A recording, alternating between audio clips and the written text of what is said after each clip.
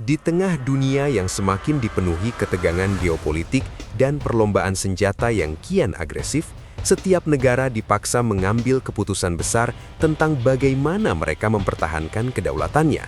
Sebagian memilih jalan instan dengan membeli senjata canggih dari luar negeri, bergantung pada teknologi negara adidaya yang sudah mapan.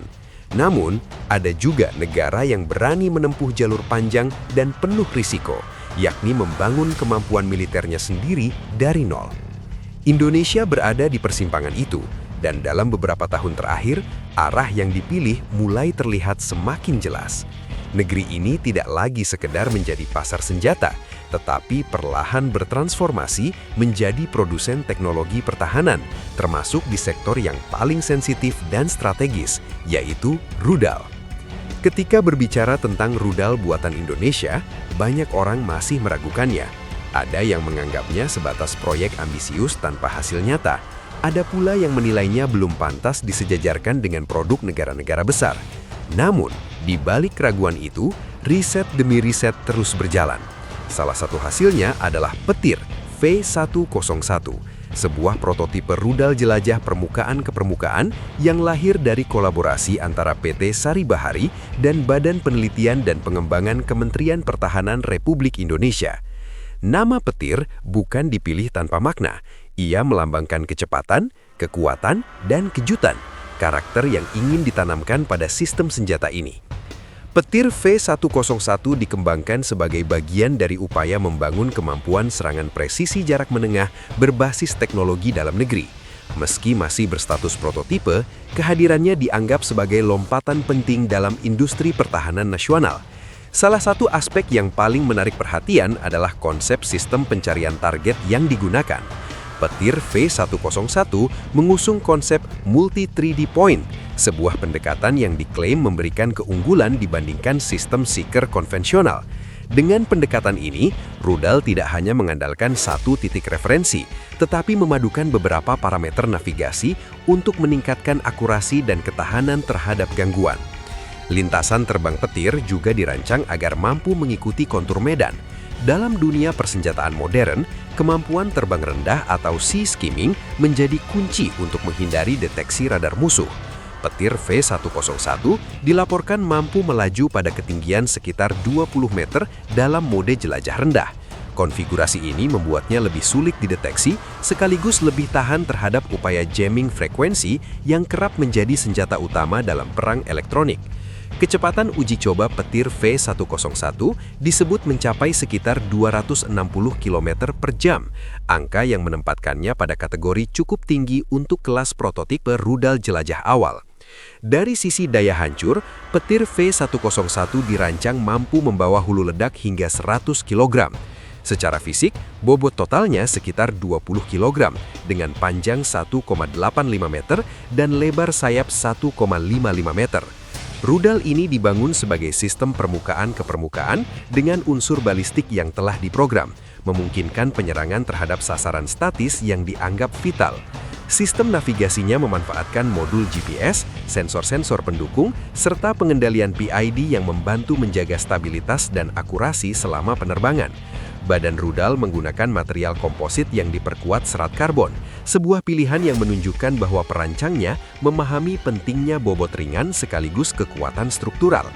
Dalam berbagai diskusi, petir V101 kerap disandingkan secara konseptual dengan rudal jelajah terkenal seperti Tomahawk milik Amerika Serikat atau RBS-15 buatan Eropa. Tentu saja perbandingan ini lebih bersifat ilustratif daripada teknis, namun menunjukkan arah dan ambisi pengembangannya. Sejak tahun 2014 tercatat sudah ada 3 prototipe petir yang melewati berbagai tahap uji, dengan pengujian terakhir dilaporkan berlangsung di Pamempek, Jawa Barat.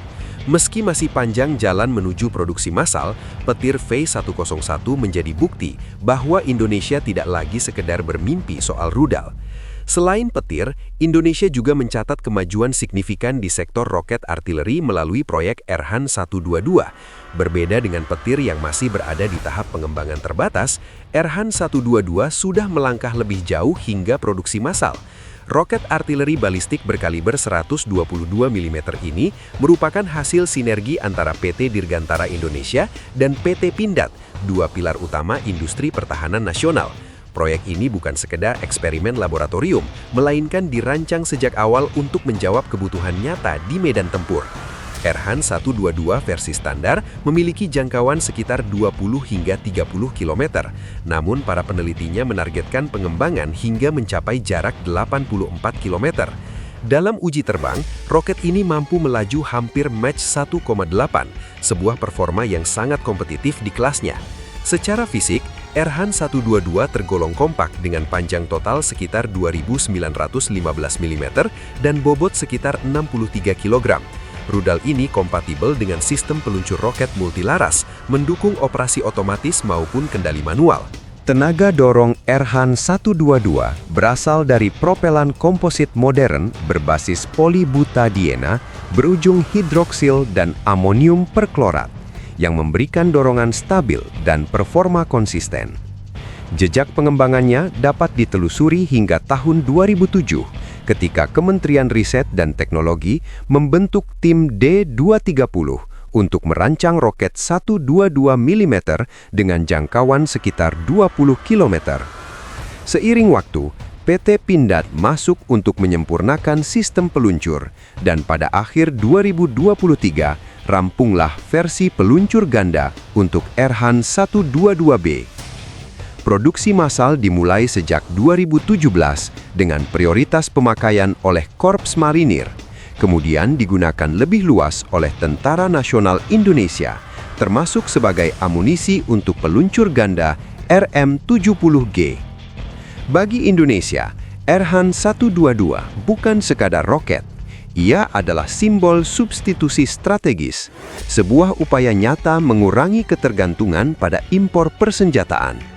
Dengan kemampuan produksi sendiri, Indonesia tidak hanya menghemat biaya, tetapi juga memperoleh kemandirian dalam perawatan, pengembangan lanjutan, dan penyesuaian sistem sesuai kebutuhan nasional. Ini adalah pelajaran penting tentang bagaimana teknologi pertahanan seharusnya dibangun, tidak instan, tetapi berkelanjutan. Di sektor pertahanan udara, Indonesia juga mencatat terobosan melalui rudal Merapi. Proyek ini diprakarsai oleh Pusat Riset Cirnov Universitas Ahmad Dahlan bekerja sama dengan PT Dahana. Merapi merupakan rudal anti-pesawat berkaliber 70 mm yang bisa dipanggul, menjadikannya senjata portable untuk pertahanan udara jarak dekat. Setelah melalui serangkaian uji coba, rudal ini dilaporkan mendekati tahap siap produksi dan pemasaran. Merapi dirancang untuk mengejar dan menghancurkan sasaran di udara dengan memanfaatkan teknologi modern seperti night vision dan teleskop bidik jarak jauh.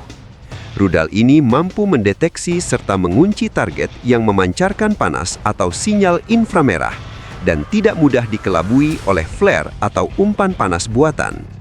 Dengan bobot sekitar 10 kg, Merapi mampu melesat dengan kecepatan supersonik di atas 650 km per jam, menjangkau sasaran hingga 3.000 meter.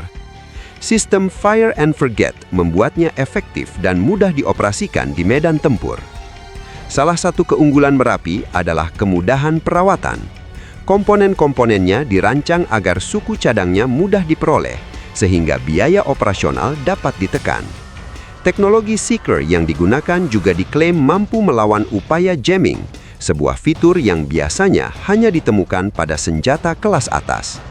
Yang tak kalah penting, Merapi bukan hasil tiruan atau reverse engineering dari produk luar negeri.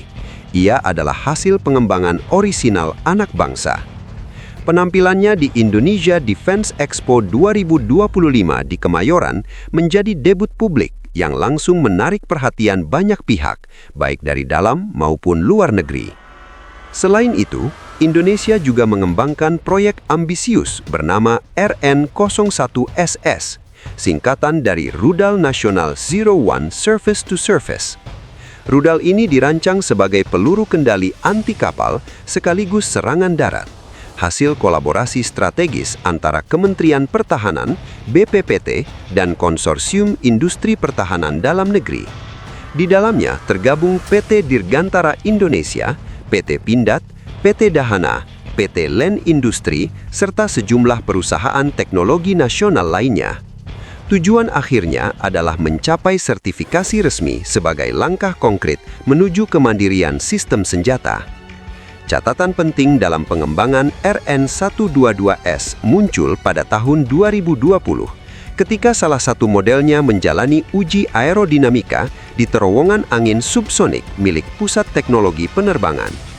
Hasil pengujian ini menjadi pijakan awal untuk menyempurnakan desain dan kestabilan terbang rudal di berbagai kondisi udara. Meski jalannya tidak mudah, RN01SS mencerminkan tekad Indonesia untuk membangun ekosistem industri pertahanan yang terintegrasi. Namun di tengah semua upaya itu, Indonesia tetap realistis.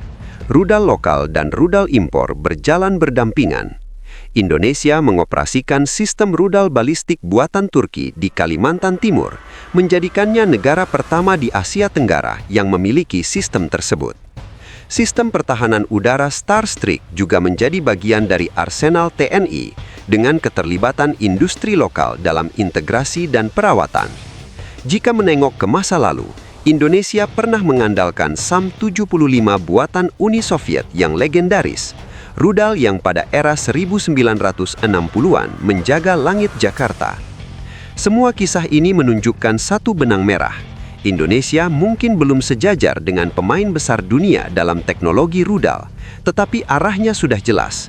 Dari petir, Erhan, Merapi, hingga RN01SS, semuanya adalah bukti bahwa kemandirian pertahanan bukan lagi sekadar slogan, melainkan proses panjang yang sedang berjalan. Dan di balik setiap roket yang meluncur dari tanah air, ada pesan kuat tentang kedaulatan, harga diri, dan masa depan bangsa.